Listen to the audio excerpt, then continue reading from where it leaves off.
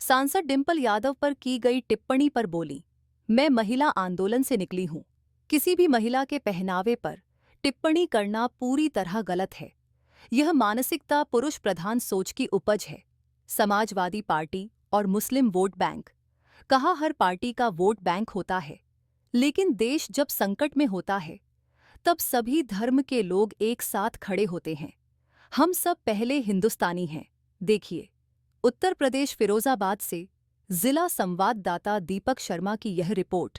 जो डिंपल यादव पर टिप्पणी की है उनके कपड़ों को लेकर, उस पर बहुत बवाल मचा हुआ है। आप भी एक महिला हैं, कैसे देखती हैं इस चीज़? देखिए, मैं तो महिला आंदोलन से निकली हूँ और मैं ये समझती हूँ कि भारत की महिलाओं को जितना प्रगति उन्होंने अलग अलग क्षेत्रों में की है वो अद्वितीय है।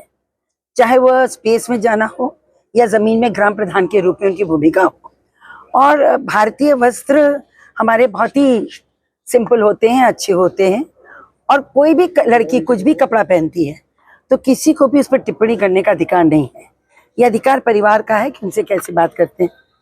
मैं समझती हूँ वो ये मानसिकता उन पुरुषों की है जो बहुत ही पुरुष प्रधान सोच रखते हैं। तो मैं ये कहूँगी मेल शॉविनिज्म है, और इस तरह की बात को तो हम लोग हमेशा कंडेम करते हैं। किसी भी महिला के वस्त्र पर या उसके लुक्स पर किसी भी प्रकार का की टिप्पणी करना, अभद्र टिप्पणी करना गलत है। मैम, समाजवादी पार्टी पर लगातार ये आरोप लगते हैं कि मुस्लिम वोटों की राजनीति करती है। आज अखिलेश यादव की खुद बाइक पर ऐसी बात हुई है, फिर कैसी राजनीति चलेगी मुस्लिम वोटों को लेकर?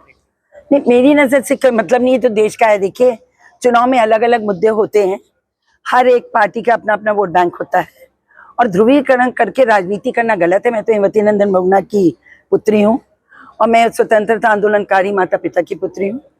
हमने देश को हमेशा एक निगाह से देखा है और हम ये मानते हैं कि देश अखंड है और अखंड रहेगा। और कभी भी देश पे कोई आपदा आती है तो चाहे हिंदू हो, मुसलमान हो, सिख हो, ईसाई हो, ब्राह्मण हो, दलित हो, सब मिलकर इस देश के लिए लड़ते हैं। तो हम सब हिंदुस्तानी हैं और इसलिए, लेकिन हर एक के अपना अपना वोट बैंक होता है, वो अपने अपने वोट बैंक को लुभाने का प्रयास करता है। तो मैं समझती हूँ गलत है। धर्म परिवर्तन को लेके किस तरह खुलासे हुए? धर्म परिवर्तन पे तो आज से नहीं, बहुत दिनों से, कई वर्षों से संविधान में इसका एक कानून बना हुआ है कि भाई धर्म परिवर्तन करना स्वेच्छा से आप कर सकते हैं, लेकिन धोखा दे के, दबाव बनाकर या लोक प्रलोभन देकर अगर धर्म परिवर्तन, जैसे कुछ आजकल किस्से निकल रहे हैं, अभी आपने देखा है कि पूर्वांचल में कैसे निकल रहा है, ये गलत है।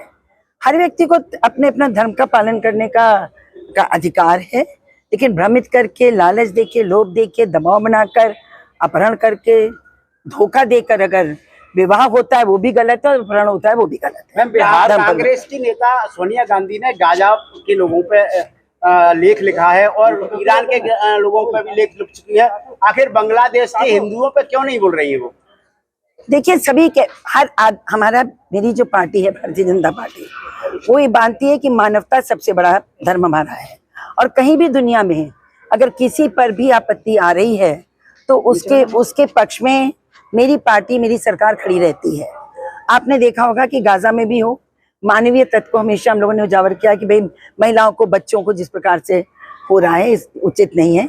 इसी तरह से हम लोगों ने यूक्रेन की में भी लोगों को राहत भेजी है, और कहीं भी युद्ध होता है या आपदा आती है, जैसे कोरोना में आई, तो दर्जनों देशों को हम लोगों ने सहयोग दिया। जहाँ तक बांग्लादेश का प्रश्न है, एकजुट होकर खड़ा होना चाहिए। मैंने उनका लेख पढ़ा नहीं है, मैं नहीं जानती उसमें क्या उन्होंने लिखा है, पर एक बात मैं मानती हूँ और समझती हूँ कि बांग्लादेश में जो अल्पसंख्यकों के साथ हो रहा है वो नितांत गलत है और ये बहुत ही दोषपूर्ण है। वहाँ की राजनीति, बांग्लादेश और पाकिस्तान की अर्थव्यवस्थाएं तो आप जानते हैं चरमराई हुई हैं, और वहाँ पर जो फंडामेंटल फोर्सेस हैं बहुत स्ट्रांग हैं, वहाँ पर सेनाएं बहुत स्ट्रांग हैं।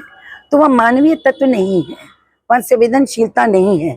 हम लोग इसको सख्त से सख्त शब्दों में इसका क्रिटिसिज्म करते हैं।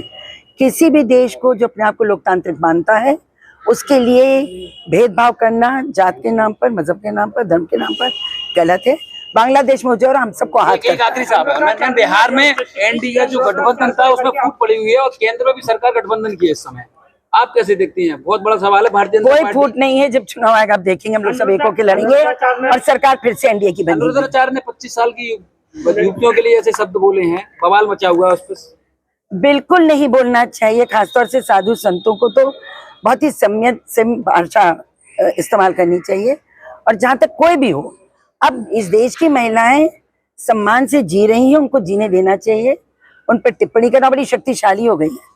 सशक्तिकरण में देखिए तो पूरे विश्व में भारत की महिलाओं को बहुत ज्यादा, चाहे वो धार्मिक हो, आर्थिक हो, सामाजिक हो, राजनीतिक हो, हम लोगों को बहुत सारे अधिकार दिए गए हैं।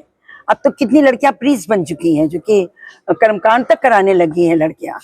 तो विद्वता में तो आज से नहीं, प्राचीन काल से ही महिलाओं ने जब जब हमारी साध्वियों ने या वैचारिकों ने पंगा लिया है या साक्षात किया है, तो हमेशा उसमें आगे निकली है। तो ज्ञान हो, गार्गी, विद्युतमा, कितने नाम आपको गिनाए तब से लेके आज तक। तो चाहे वो ज्ञान हो, विद्या हो, समाज सेवा हो या राजनीति हो, महिलाओं ने अपनी साथ दिखाई है। तो किसी को भी उनके खिलाफ टिप्पणी करने का ना तो कोई अधिकार है और ना ही उनको करना चाहिए, और शोभनीय है।